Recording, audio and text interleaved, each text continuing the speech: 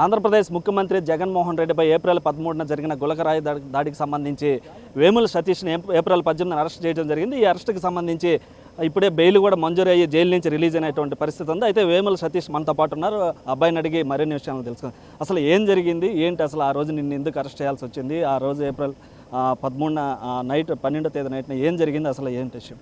మేమైతే మా ఫ్రెండ్స్ మేము ఆరుగురం మేము ఆర్చి దగ్గర కేక్ కటింగ్ చేసుకున్నాం.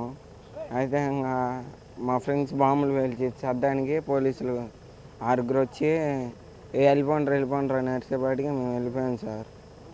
తర్వాత 2 రోజుల తర్వాత పనికి వెళ్ళి వచ్చి ఇంట్లో పనుకుంటే నైట్ 11ంటికి వచ్చి గంజాయి తాగిండ్రు అని ఎవరో కేసు పెట్టారని చెప్పారు సార్. అలా అని చెప్పి ఇంటికి తీసుకొచ్చి సీఎం కేసులు ఇరికిచ్చారు సార్. ఎవరు ఇరికిచ్చారు? పోలీసు వాళ్ళే సార్. ఇంట్లో పనుకుంటేమో డ్రగ్స్ తాగిండ్రు, గంజాయి తాగిండ్రు అని ఆ కేసు పెట్టారని చెప్పారు.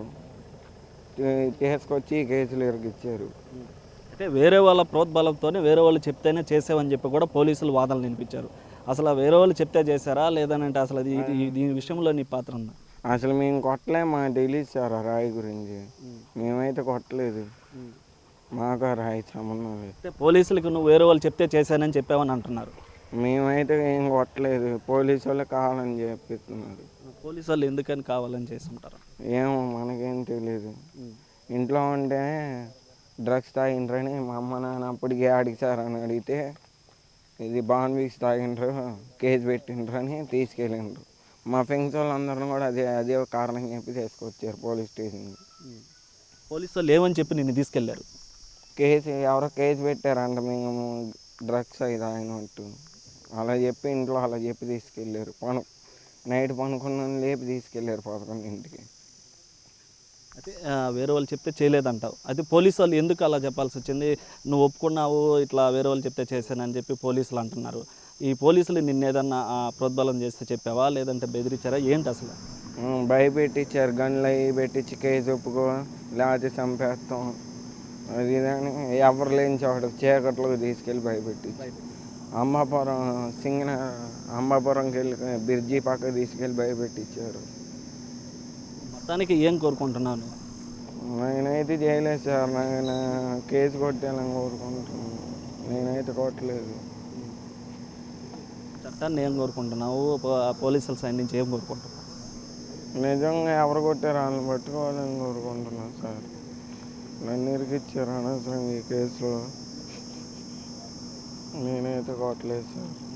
సంబంధం లేదు, నా సంబంధం లేదు. పోలీసు వాళ్ళు ఎవరో ఇరికిచ్చారు సార్, ఎవరో కొడితే నన్ను ఇరికిచ్చిండ్రు. ఇందే సార్ జరిగింది, ఎవరో కొట్టిండ్రు. నా సంబంధం లేదు sir.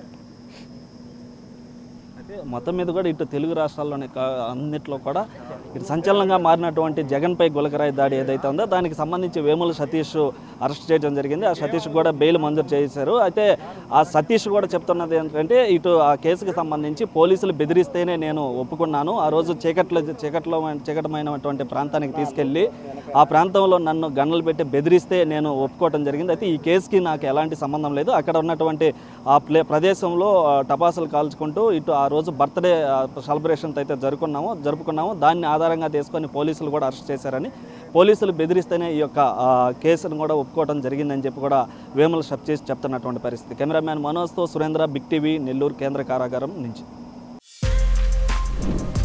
For more videos like this, subscribe Big TV channel.